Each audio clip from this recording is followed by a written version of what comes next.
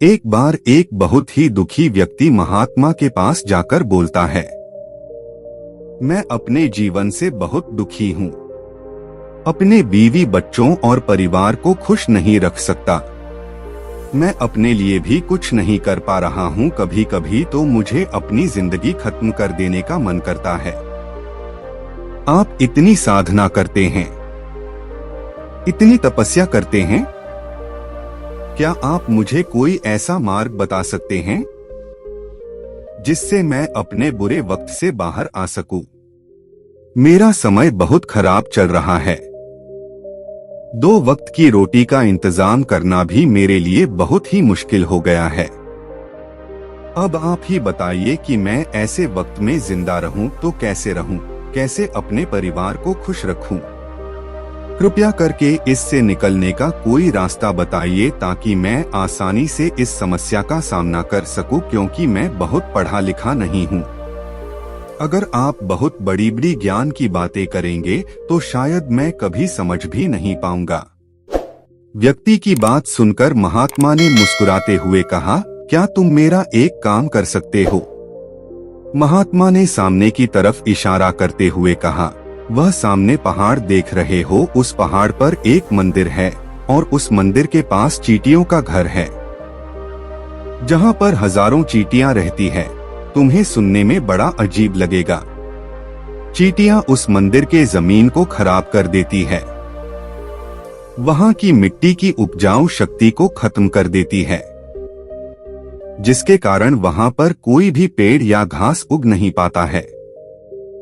तुम मेरा एक काम करो, फिर उसके बाद मैं तुम्हारे सवालों का जवाब दूंगा। तुम 7 दिन तक रोज उस पहाड़ी पर जाओ और उनकी चींटियों के घर को तहस-नहस कर दो, उनके घर को तोड़ दो।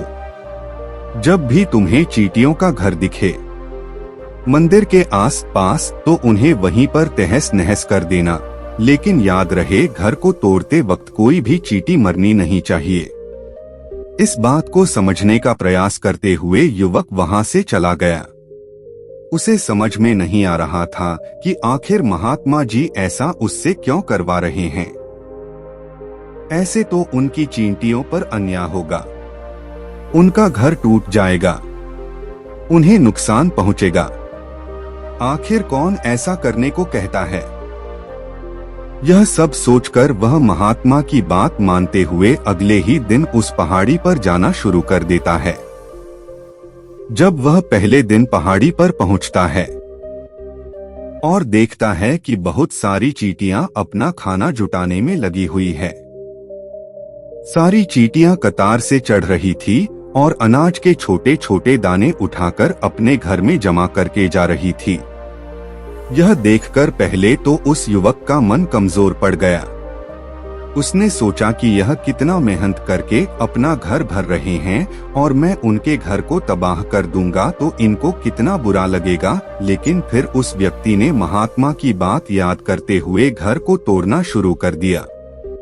घर तोड़ते ही चींटियां इधर उधर भागने लगी। अभी तक जो कतार में चल रही थी, अब वह बिखर गई और अपनी जान बचाने के लिए इधर उधर भागने लगे। थोड़ी देर में घर टूट गया। सारी चींटियां इधर उधर अपनी जान बचाने के लिए भाग गई थी। यह करने के बाद वह युवक दुखी मन से अपने घर वापस लौट आया। उसका मन बहुत परेशान था, वह पश्चाताप से भरा हुआ था। फिर उसने सोते हुए रात में लेटे लेटे ही सोचा, अब तो चींटियों का घर तबाह हो चुका है, अब वहां वापस जाकर क्या फायदा, क्योंकि जैसा महात्मा जी ने कहा था कि चींटियों का घर तबाह करना है, वह तो मैं पहले ही कर चुका हूं। लेकिन बाद में उसने कुछ सोचकर फिर से वहां जाने का निर्णय लिया और अगले दिन सुबह सुबह वह वापस उस पहाड़ी पर पहुंच जाता है। पहाड़ी पर पहुंचकर वह उसी जगह पर पहुंचता है जहां पिछली बार उसने घर को तहस-नहस कर दिया था। लेकिन वह देखकर चौंक जाता है कि चींटियों ने फिर से अपना घर उसी जगह पर बना लिया था और वे फिर से अपने घर के लिए सामान इकट्ठा करने में जुटी हुई थी। उस आदमी को यह देखकर लगा कि है चींटियां कितनी मूर्ख है, इनको पता है कि कल ही इसी जगह पर इनका घर तबाह किया गया है और उसी जगह पर इन्होंने अपना नया घर भी बना लिया। और यह सोचकर वह आदमी हंसने लगा, लेकिन फिर से महात्मा की बात याद करते हुए फिर से उन चींटियों का घर तबाह कर दिया। फिर से उन चींटियों में हलचल मच गई। थोड़ी ही देर में वह चींटियां अपनी जान बचाने के लिए इधर उधर भागने लगी। कुछ ही देर में उनका घर फिर से तबाह हो गया और इस बार वह युवक थोड़ा सा संतुष्ट होकर यह सोचने लगा कि इस बार तो मैंने इन चींटियों का घर अच्छी तरह से तबाह कर दिया है। अब तो वह चींटियां अपना घर यहाँ पर दोबारा बना ही नहीं पाएंगी। इसीलिए उसने वहां से जाने से पहले उस जगह पर पानी भी डाल दिया ताकि चींटियां दोबारा वहां पर अपना घर ना बना सके। और इस तरह वह अपना काम करके अपने घर लौट आया। फिर से सोते हुए रात में वह इंसान सोचने लगा कि क्या महात्मा यह सही काम करवा रहे हैं? क्या किसी का घर तबाह करना किसी सिद्ध पुरुष को शोभा देता है? क्या वह महात्मा सच में सिद्ध पुरुष है या मुझे सिर्फ बेवकूफ बना रहे हैं? फिर वह सोचने लगा कि पहले मैं अपने काम को पूरा कर लेता हूँ, क्योंकि इसके बाद ही पता चलेगा कि महात्मा आखिर मुझसे ऐसा काम क्यों करवा रहे हैं। यही सब सोचकर वह रात में सो जाता है। अगले दिन सुबह उठकर फिर से वह उस पहाड़ी की ओर निकल पड़ता है। पहाड़ी पर पहुंचकर वह उसी जगह पर पहुंचता है जिस जगह पर उसने अगली सुबह उन चींटियों का घर तोड़ा था। और वह यह देखकर खुश हो जाता है कि वहां पर कोई भी घर नहीं था। सारी चींटियां वहां से भाग चुकी थी। अब वह सोचने लगा कि अब मेरा यहाँ पर रोज रोज आने का क्या मतलब है, क्योंकि चींटियां तो अब अपना घर बदल चुकी है और महात्मा जी ने तो मुझे 7 दिन आने के लिए कहा था, लेकिन आज तो तीसरा ही दिन है। अब वापस 4 दिन आने का क्या प्रयोजन है? यह सब सोचकर उसने निश्चय किया कि अब यहाँ से सीधे उस महात्मा के पास जाएगा और वह उनको यह सारी बातें बताएगा। वह वापस उस पहाड़ी से महात्मा की कुटिया की तरफ जाने लगा। तभी अचानक उसकी नजर एक और घर पर पड़ी, जो कि वह घर चींटियों का ही बनाया हुआ था और अब वह चींटियां नए घर में रहने लगी थी। यह नया घर उनके पुराने घर से थोड़ी ही दूर पर था और जब उस युवक की नजर उस घर पर पड़ी तो उसने सोचा कि शायद महात्मा को पता था कि यह चींटियां अपना घर दूसरी जगह वापस से बना लेंगी, इसीलिए उन्होंने मुझे 7 दिन तक आने के लिए कहा था। और यह सोचकर वह इन चींटियों का नया घर भी तोड़ने के लिए आगे बढ़ता है। जब वहां पहुंचा तो उसने देखा कि चींटियां उसी तरह अपने कार्य में लगी हुई थी। वह अपने लिए खाना इकट्ठा कर रही थी और उन्हें अपने घर में जमा करते जा रही थी, जो पुराना घर टूटा हुआ था। वहां पर भी अनाज के कण बचे हुए थे।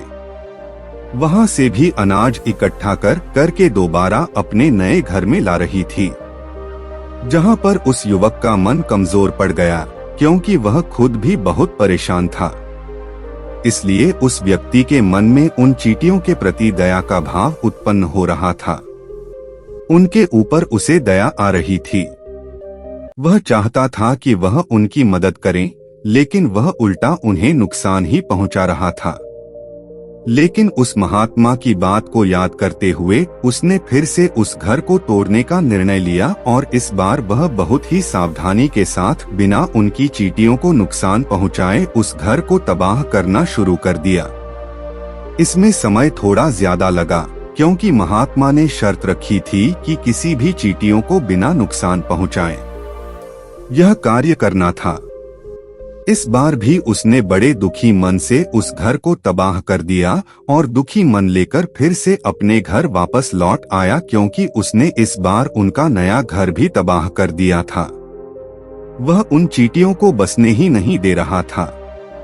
अब वह अपने आप को शैतान समझने लगा था। लेकिन फिर से वह उस महात्मा की बात मानते हुए दुखी मन से वापस अपने घर लौट आया। रात में सोने से पहले उसने एक बार फिर से सोचा कि मैं कितना बड़ा शैतान हूँ, कितना बड़ा राक्षस हूँ। मैं अपना घर छोड़ो, मैं उन चींटियों को बसने के लिए कहीं भी जगह नहीं दे पा रहा हूँ। चींटियां मेरे बारे में क्या सोचती होंगी, वह कितना दुत्कारती होंगी। उस महात्मा को मेरे द्वारा ऐसा करवा रहा है। लेकिन फिर भी उसने अगले दिन जाने का निश्चय किया। अगले दिन सुबह सुबह फिर से वह वापस उस पहाड़ पर पहुंच गया।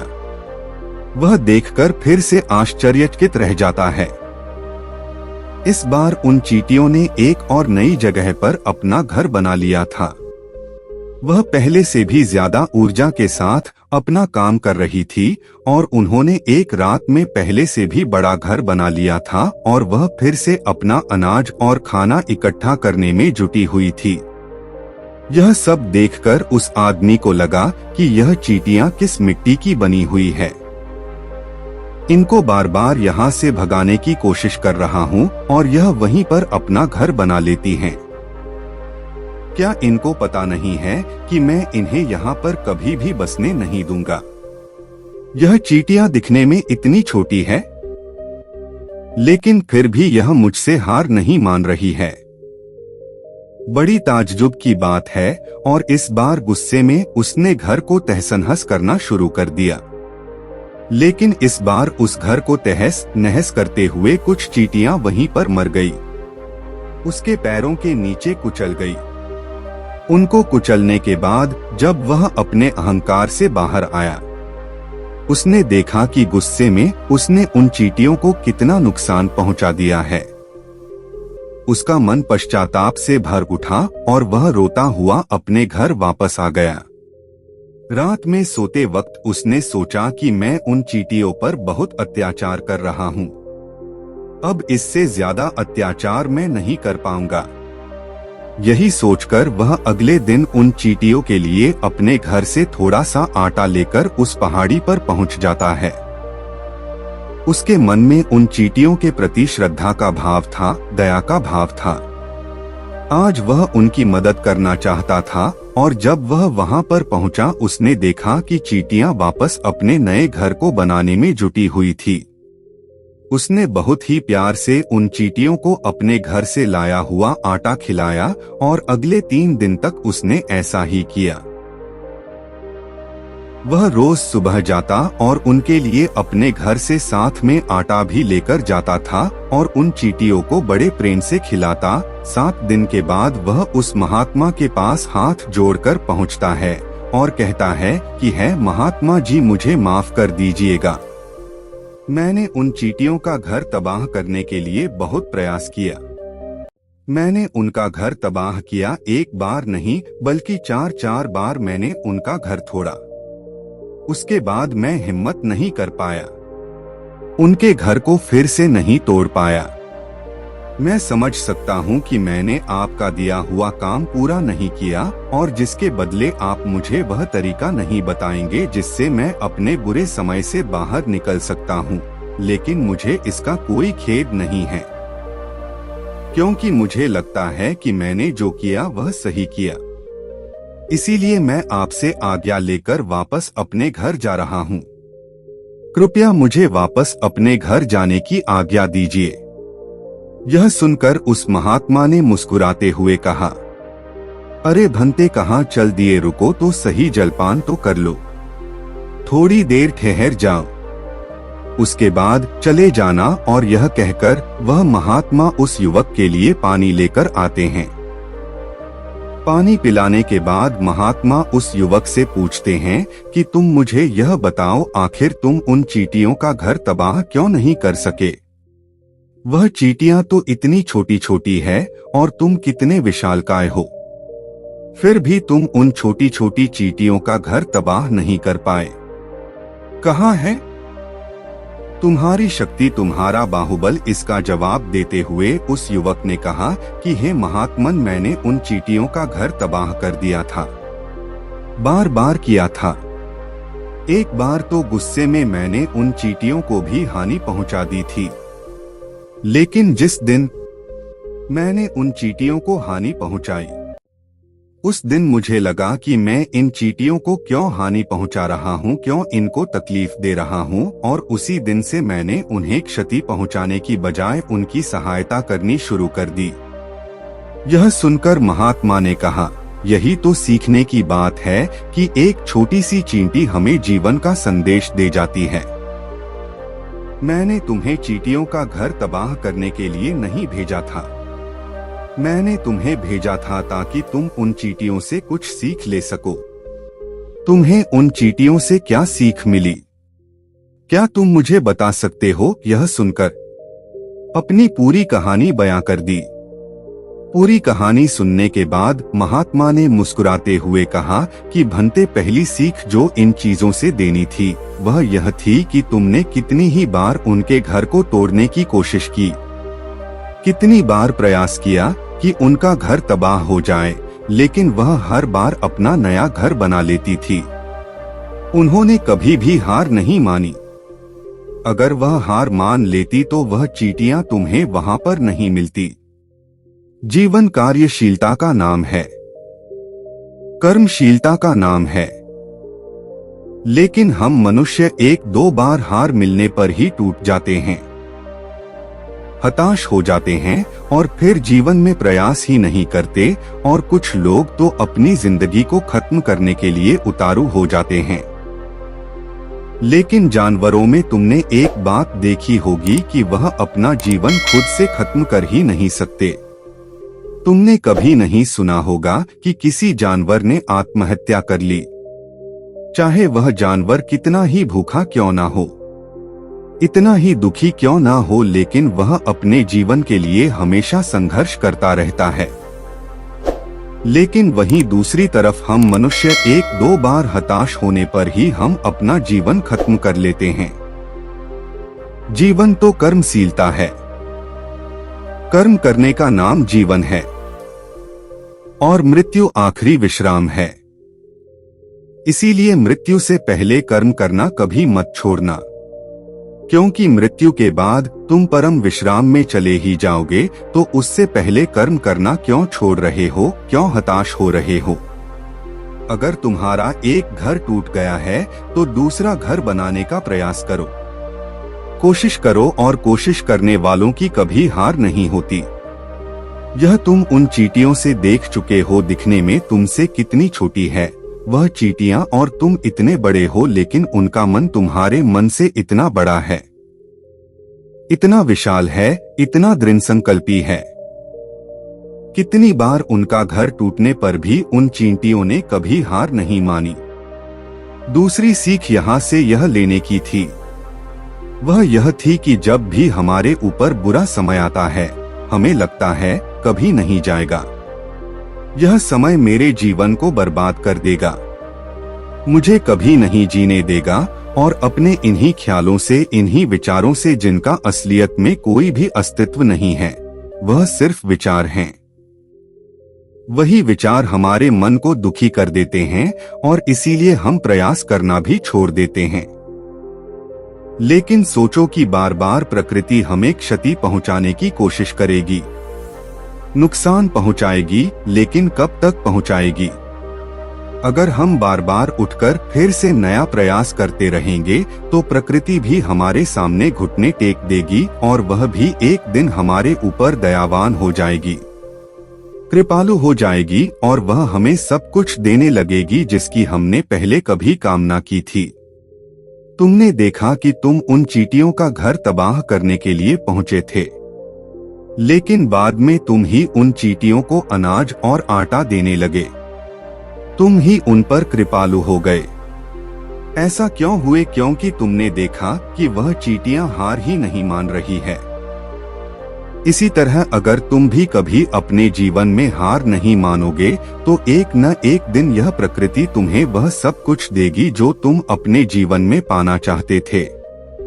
इसीलिए दो सीख हमेशा याद रखना, कर्मशीलता कार्य करते जाना, और दूसरा एक ना एक दिन प्रकृति तुम्हारे उस कर्म का परिणाम अवश्य देगी। तो दोस्तों, कैसी लगी आपको यह कहानी? कमेंट करके जरूर बताना। अच्छी लगी हो तो इस चैनल को सब्सक्राइब जरूर करना। तो मिलते हैं अगली कहानी में, तब तक के लिए खुश रहिए, अपना ध्यान रखिए।